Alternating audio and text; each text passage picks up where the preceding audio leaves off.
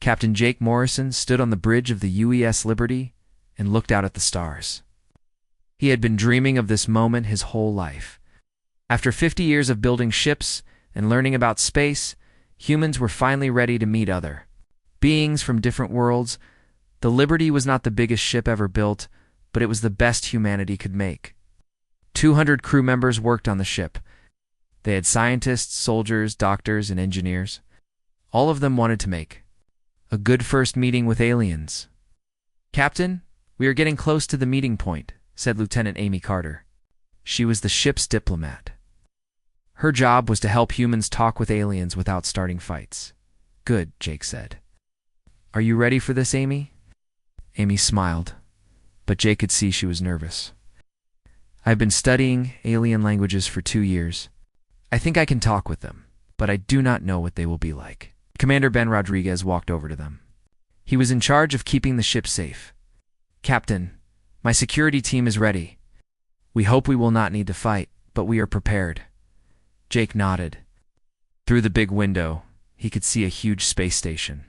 It was bigger than anything humans had ever built. The station looked like a metal city floating in space.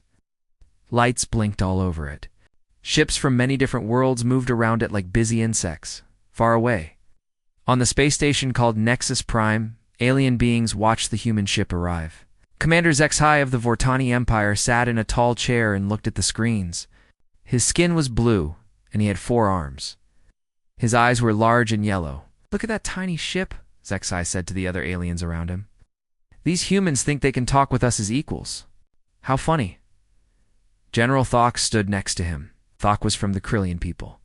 He was 8 feet tall and looked like a giant lizard with armor. "We have seen this before," Thok said in a deep voice. "New species always think they are special. They learn quickly that they are not." Dr. Veltar was also watching. She was small and had gray skin. Her people were called the Mentari, and they were very smart. "I want to study these humans," she said. "Their ship is simple, but they traveled very far to get here. They will not matter for long," Zexai said. "We'll give them the same choice we give everyone. Yes. Submit to us, become our servants, or we will destroy them."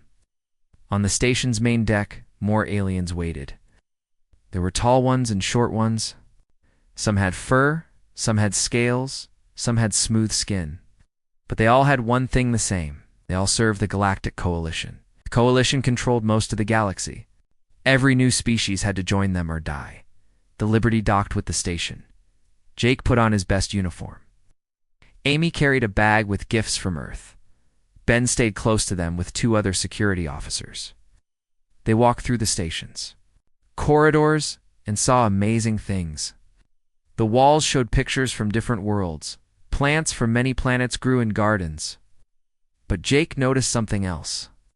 All the aliens they passed looked at humans like they were animals in a zoo. They arrived at a huge room with a high ceiling. 12 different types of aliens sat around a curved table. At the center sat Zexi. His yellow eyes looked down at the humans. "Welcome, humans," Zexi said. The words came from a small device that changed his language into English. "I am Commander Zexi. I speak for the Galactic Coalition." Jake stepped forward. "I am Captain Jake Morrison. I represent Earth and all humanity. We are happy to meet you." "Yes, I am sure you are," Zexi said. Jake did not like the way he said it. "Let me explain how things work in this galaxy. The Coalition keeps peace between all species. We do this by making sure everyone follows the same rules." Amy opened her bag. "We brought gifts from our world," she said. "We hope we can be friends and trade with each other." Some of the aliens made sounds that might have been laughing. General Thok leaned forward. "Little humans," he said, "you do not understand. This is not about friendship. This is about order." Zexi held up one of his 4 hands. "General Thok is right. We do not need friends. We need order. So we give you 3 choices. First, you can join the Coalition as a member species. You will follow our laws and give us 20% of everything you make." Jake felt his hands tighten into fists, but he kept his face calm. "And what is the second choice?"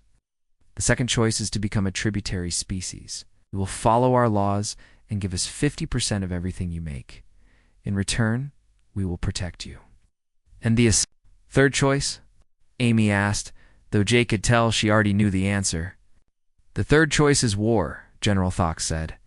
His voice sounded happy about this idea. If you choose war, we will destroy your ships and take your world. Your people will become slaves. Jake looked at Amy and Ben.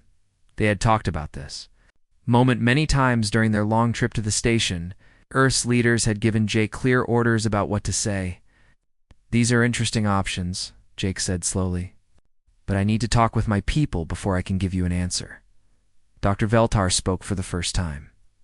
How long do you need? 72 hours, Jake said. The aliens looked surprised. Most new species made their choice in minutes or hours. Zexai's yellow eyes got narrow. Very well. You have 3 days, but do not think too long. The coalition does not like to wait. Jake, Amy, and Ben returned to the Liberty. In the captain's room, they sat around a table and talked. They want to make us slaves, Ben said. All 3 choices lead to the same thing. The first choice is not so bad, Amy said. 20% is a lot, but we could still live our own lives. Jake shook his head. Amy, did you see how they looked? At us?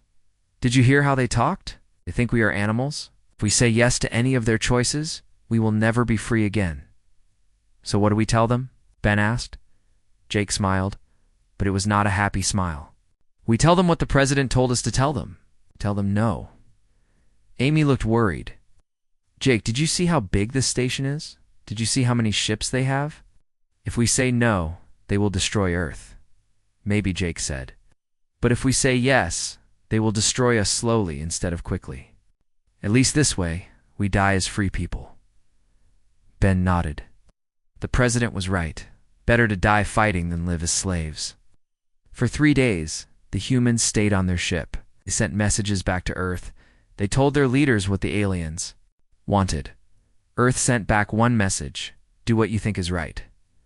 Dr. Veltar spent the 3 days studying the humans. She watched them through cameras on their ship. She looked at their medical scans from when they first arrived. What she saw made her worried, but she did not know why. On the 3rd day, Jake returned to the big room on the station. This time, more aliens were there. Word had spread that the humans were taking a long time to decide. Most aliens wanted to see what these strange new beings would choose.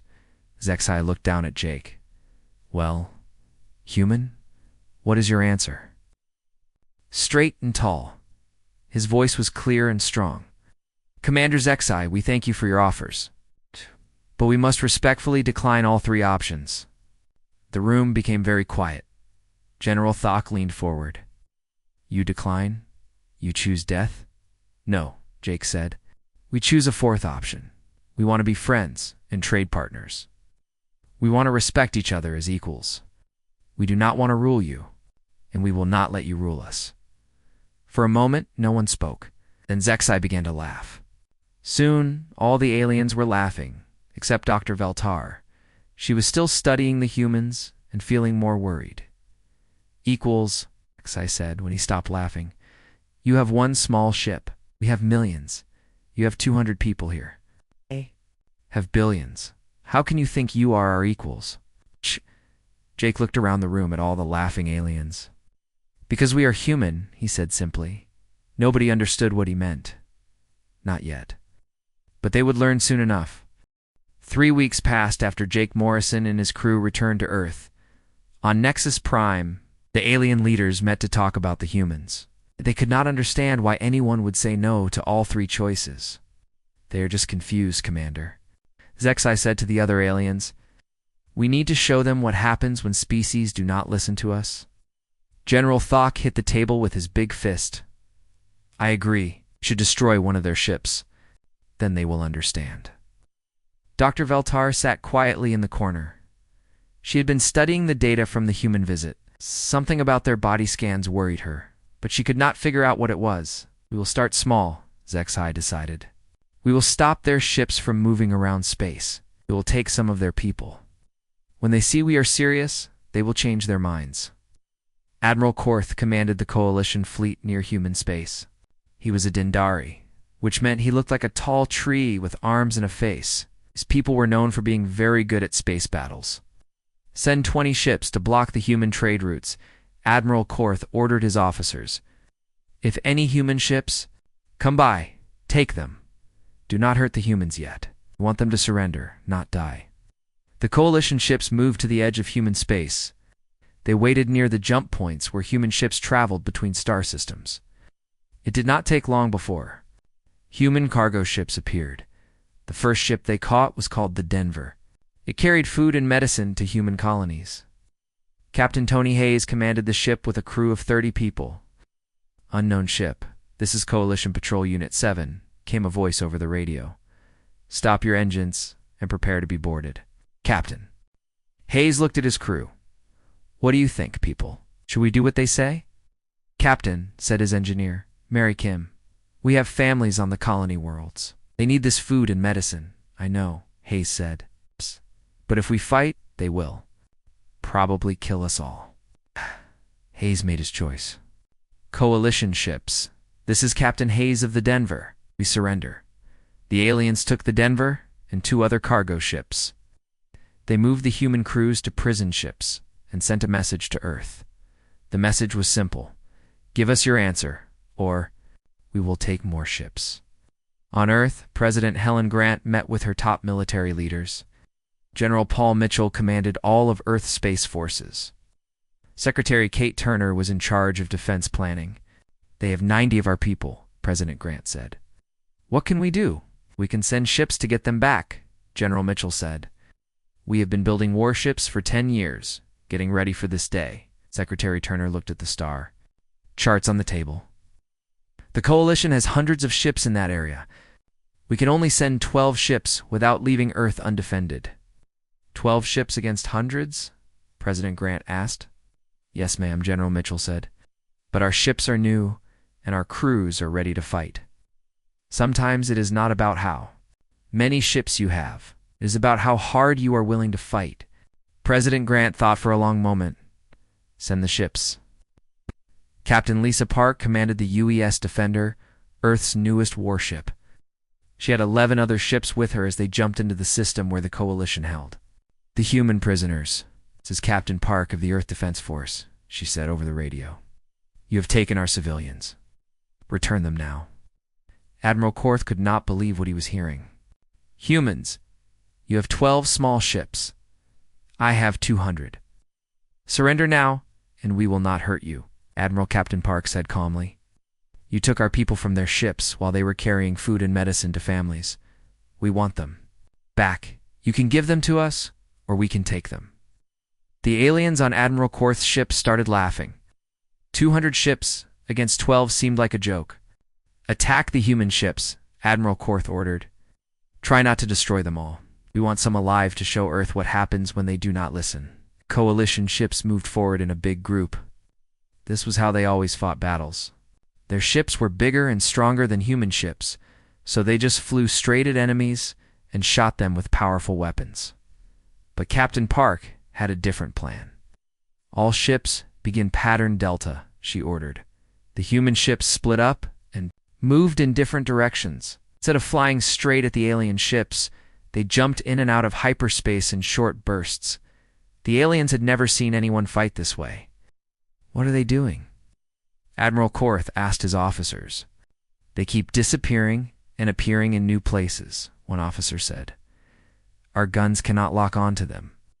Captain Park's ship appeared right next to a coalition cruiser.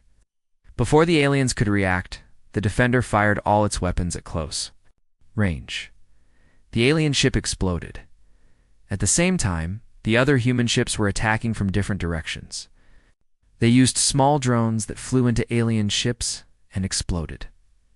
The drones were too small for the alien weapons to hit easily. This is impossible, Admiral Korth said as he watched his ships getting destroyed. They are too small and too few. But the humans kept fighting in ways the aliens had never seen. Captain Roy Evans commanded the UES Courage. When his ship was badly damaged, he did something that shocked everyone. All crew to escape pods, Evans ordered. I am going to ram their command ship, Captain, no, his crew said. You will die. Maybe, Evans said, but I will take some of them with me. Get to the pods now, that is an order. Evans flew his burning ship straight at the biggest coalition vessel. At the last second, he sent a message to the other human ships. Tell Earth that humans do not give up. The Courage crashed into the alien ship, and both exploded in a ball of fire. The coalition forces had never seen anyone sacrifice themselves like this on purpose. Retreat, Admiral Korth ordered. All ships retreat, sir, one of his officers asked, but we still have more ships than they do. Look around you, Admiral Korth said. We started with 200 ships, now we have 170. They started with 12 ships and still have 9. If this fight continues, they will destroy us all. The coalition ships ran away, leaving the human prisoners behind. Captain Park and her remaining ships rescued the crews of the Denver and the other cargo ships. Back on Nexus Prime, Commander Zexai could not believe the reports from Admiral Korth. You lost 30 ships to 12 human ships? They fight like no species we have ever seen, Admiral Korth said. They do not care if they die, they only care about winning. Dr. Veltar finally understood what had been bothering her about the human scans. Commander, I need to show you something, she said. She put the human medical data on the big screen. Look at their stress hormones. Look at their brain activity under pressure. When most species get scared, they become weaker. When humans get scared, they become more dangerous. General Thok stood up. This is impossible. No species fights harder when they are losing. Humans do, Dr. Veltar said. I think they evolved differently than we did. I think they come from a world where only the strongest and bravest survived. Commander Zexai was quiet for a long time. Finally, he spoke. Many ships do we need to defeat them? Many more than we thought, Admiral Korth said. Now, even then, the cost will be very high. Then we will send many more ships, Zexai decided. We will show these humans what real power looks like. Call the full fleet. We will end this quickly. On Earth, Captain Park returned to a hero's welcome. But General Mitchell was already planning for what came next. They will send everything they have, he told President Grant. This was just the first test. How many ships can we put together? President Grant asked. Every ship we have, General Mitchell said. Military, civilian, everything that can fly. We are going to need them all. President Grant looked out the window at the night sky. Somewhere out there, the largest fleet in galactic history was coming to destroy humanity. Then we better get ready, she said. 6 months later, the largest fleet in galactic history moved toward Earth. 50,000 ships from 8 different alien species flew together through space. Commander Zexai had called every ally the coalition had. This time, there would be no mistakes. Admiral Korth commanded the invasion fleet from his new flagship, the Dominator. The ship was 5 miles long and carried enough weapons to destroy planets. Round him flew thousands of other warships, each one bigger and more powerful than the largest human vessel. This will be over quickly, General Thok said as he looked at the display screens. Humans cannot have more than a few thousand ships. We will crush them like insects. But Dr. Veltar felt worried. She had spent months studying every piece of data about humans she could find. General, I think we are making a mistake. These humans are not like other species. Nonsense, Zexai said. No species can stand against this fleet. But look at our numbers. We have 50,000 ships. It may be 8,000 at most. Near Jupiter, Admiral John Carter watched the alien fleet approach on his screens. He commanded the largest force humanity had ever assembled. Every military ship Earth had was here. But they had also brought civilian ships, cargo vessels, even small pleasure craft that had been fitted with weapons. How many ships do we have? Admiral, asked Captain Lisa Park. After her victory in the first battle, she had been promoted to lead the front attack squadrons. 8,012, Admiral Carter said. Every ship that can fly and fight, Captain Nina Brooks commanded. A squadron of converted cargo ships. Admiral, my ships are not real warships. We just put guns on cargo haulers. Are you sure we can do this? Admiral Carter looked around the bridge at his officers. Many of them were young. Some had never been in a real battle before. But all of them had volunteered to be here. I will tell you the same thing I told my son before he joined the Navy, Carter said. It is not the size of the ship that matters. It is the size of the fight and the people inside it. The first contact happened near Jupiter's moons. Coalition scout ships met human patrol vessels. Alien scouts expected to find a few ships running away. Instead, they found human fighters that attacked immediately. Lieutenant Bobby Shaw flew a small fighter craft called the Wasp. When 3 alien scouts appeared on his radar, he did not wait for orders. "This is Shaw. I see 3 enemy ships. Oving. To attack. Wait for backup," Shaw, his squadron leader, radioed. "No time," Shaw said. "They are scanning our positions." Shaw flew his tiny fighter straight at the 3 alien ships. Each alien vessel was 10 times bigger than his fighter. But Shaw had been training for this moment his whole life.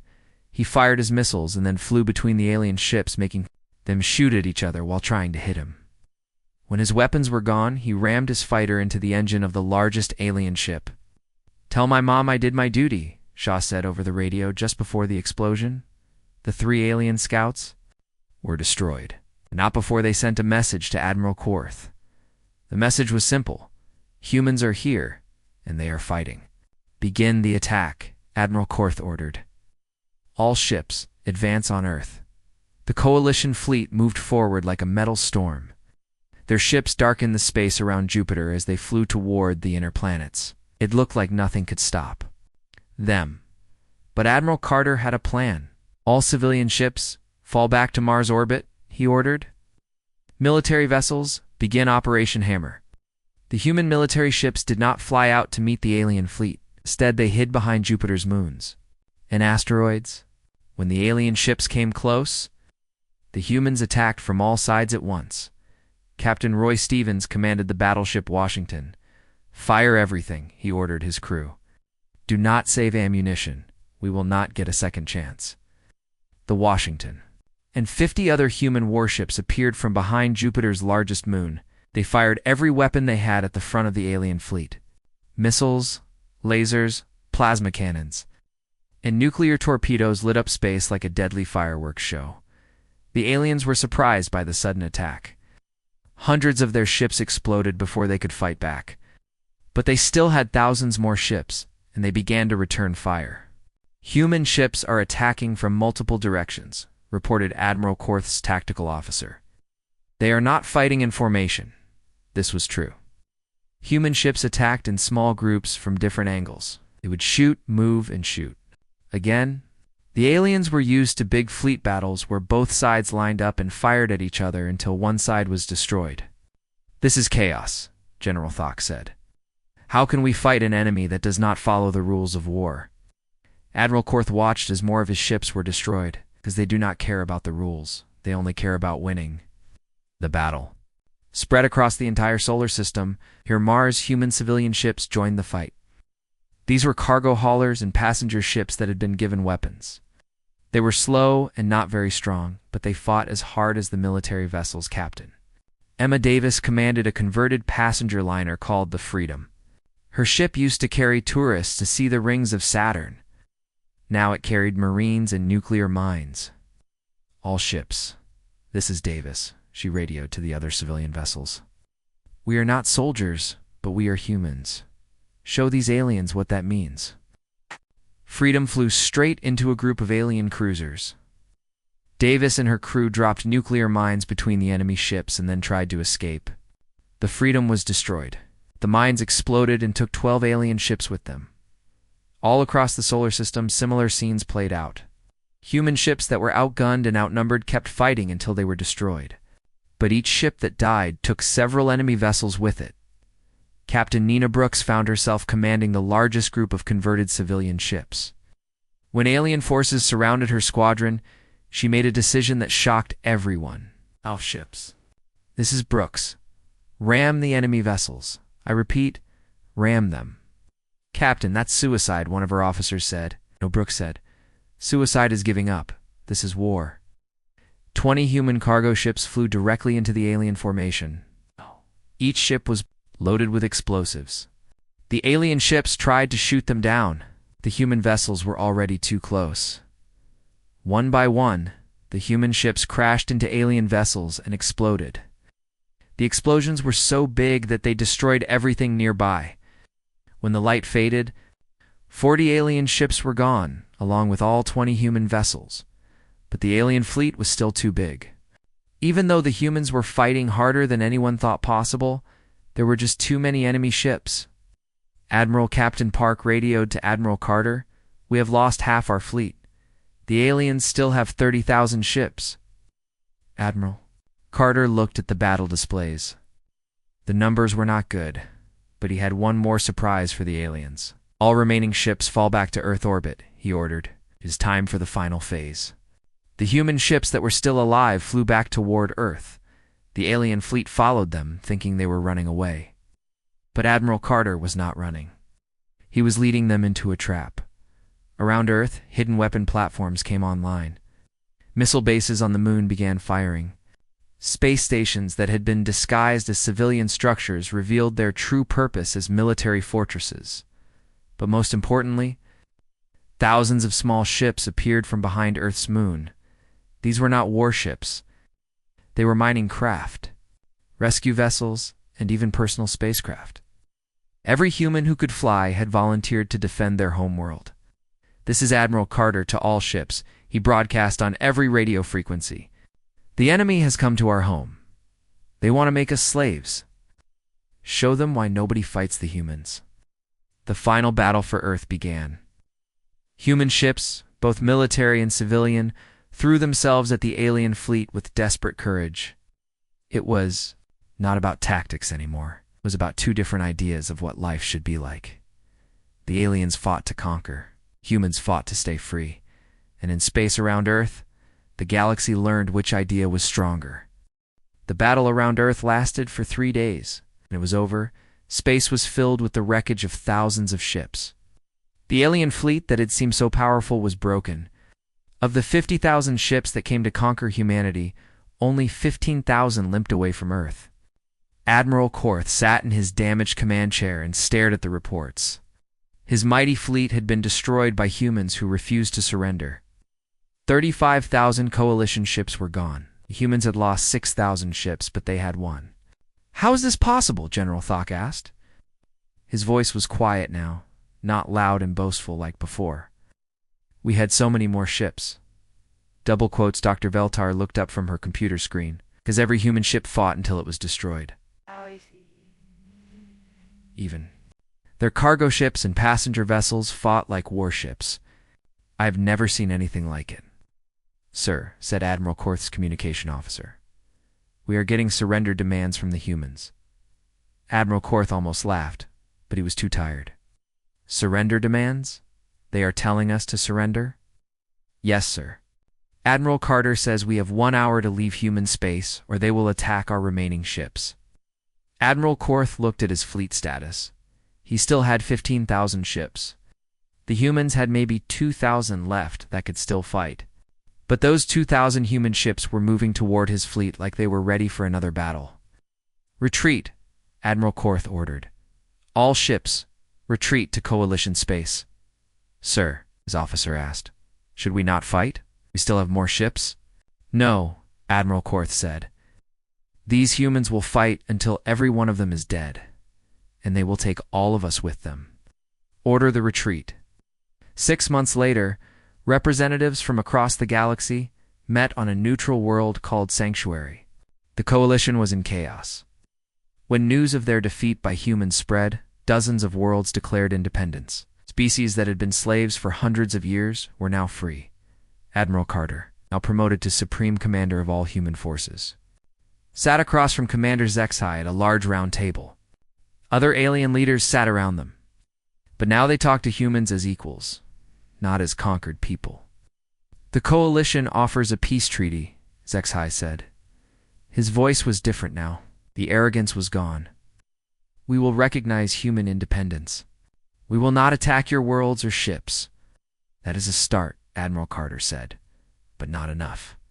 President Grant, who had come from Earth for these talks, leaned forward.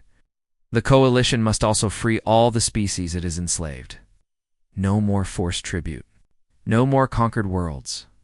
The alien leaders looked uncomfortable. That would mean giving up most of our empire, said a reptilian being called Counselor Drex. Yes, it would, President Grant said simply. The galaxy has seen what happens when humans fight for freedom. Do you think other species will not learn from our example? She was right. Already rebel fleets were forming across coalition space. Former slave worlds were building their own ships and weapons. The old system of conquest and tribute was falling apart. Dr. Veltar stood up to address the gathering. I have spent months studying the humans, she said. I want to share what I learned. She activated a holographic display that showed images of Earth. The humans come from what we would call a death world. Their planet tried to kill them every day. Storms, earthquakes, volcanoes, dangerous animals. Only the strongest and smartest survived. The images changed to show human history. Wars, struggles, disasters that would have destroyed other species. They learned to work together when threatened. They learned to never give up even when victory seemed impossible. They learned that sometimes you must fight even if you might die. This is why they are so dangerous in war, Dr. Veltar continued. When most species face overwhelming odds, they surrender to save lives. When humans face overwhelming odds, they fight harder. A young alien officer in the back raised his hand. But doctor, humans must have some weakness. Every species has something they fear. Dr. Veltar smiled sadly. Yes, they do have a fear. They fear becoming slaves. They fear losing their freedom. And when humans are afraid, they become the most dangerous beings in the galaxy. Admiral Carter stood up. Dr. Veltar is right. We do not want to conquer anyone. We just want to be left alone to live our own lives. But if someone tries to take that freedom away, we will fight them with everything we have. The negotiations continued for weeks. Finally, they reached an agreement called the Terran Accords. The coalition would release all conquered species. The galaxy would be reorganized into independent worlds that could choose their own governments. Humans would help patrol the galaxy to make sure no one tried to build another empire. When the talks ended, Admiral Carter found himself talking with Dr. Veltar on a balcony overlooking the city. I have a question, Dr. Veltar said. During the battle for Earth, your people could have evacuated 2 other worlds. You could have run away. Did you stay and fight? Admiral Carter thought for a moment. Doctor, Earth is not just our planet. It is our home. Our families live there. Our history is there. Our dreams are there. How can you run away from your dreams? But you knew you might all die. Yes, Admiral Carter said. But we also knew that if we ran, we would not really be living anymore. We would just be existing. Humans would rather die free than live as slaves. 2 years later, Captain Jake Morrison stood on the bridge of a new ship. The UES Explorer was the flagship of the first joint human-alien exploration fleet. His crew included beings from 12 different species, all working together to explore unknown parts of the galaxy. His second-in-command was a former coalition officer named Subcommander Yith. She was one of the Mentari, like Dr. Veltar. Captain Yith said, I have a confession to make. When I first met humans, I thought you were primitive and weak. Jake smiled. And now? Now I understand why the galaxy changed so quickly after the Battle of Sol. You showed us something we had forgotten. What was that? That freedom is worth fighting for. That it is better to stand and fight than to kneel and surrender. The explorer flew deeper into unexplored space, carrying the message of freedom to worlds that had never heard of humans. Behind them, the galaxy was changing. Age of empires and slavery was ending. A new age of independence and cooperation was beginning. On a dozen worlds in 100 languages, the same words were carved into monuments and taught to children. The words that had become the motto of the new galaxy, this is why no one fights the humans. It was not a threat, it was a promise. A promise that humans would always stand with those who chose freedom over slavery, courage over fear, hope over despair. The galaxy had learned that humans were not the strongest species or the smartest species, but they were the species that refused to give up. And sometimes, that was the most important thing of all, in schools across the galaxy. Young beings of many species learned about the battle of soul. They learned about ordinary humans who became heroes when they had to choose between freedom and safety. They learned that courage was not about being unafraid. Courage was about being afraid and fighting anyway. They learned that the size of your fleet did not matter as much as the size of your heart. And they learned that as long as there were humans in the galaxy, no one would ever again have to choose between slavery and death. There would always be a third option: freedom.